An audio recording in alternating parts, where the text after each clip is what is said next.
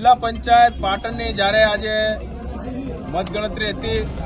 શંકેશ્વર તાલુકાની અંદર લોલડા સીટ અને શંકેશ્વર જિલ્લા પંચાયતની સીટ જ્યારે આજે મતગણતરી આઈટીઆઈ ખાતે શંકેશ્વરમાં હતી, ત્યારે લોલડા જિલ્લા પંચાયતનું જે પરિણામ આવ્યું તે ઉપરથી કોંગ્રેસ પક્ષને અને અમને બધા આગેવાનોને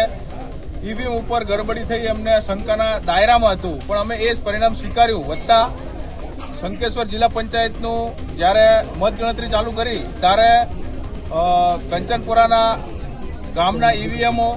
જિલ્લા પંચાયતના ભાજપને મત ઓછા મળતા, ખાલી માત્ર 27 મત મળતા એ લોકોએ આ ઈવીએમ ખોટું છે એવું એ લોકોએ સ્વીકાર્યું છે. તો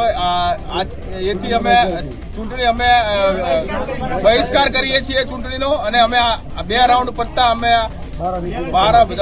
બધા લોકો બહાર નીકળીને માન્ય રાખતા નથી ચૂંટણી, અને આ ચૂંટણી માન્ય કર્યું તો બેલેટ પેપર ઉપર જ થાય, અને મતગણતરી અમે આજે અહીંથી ટૂંકાવી દીધી છે.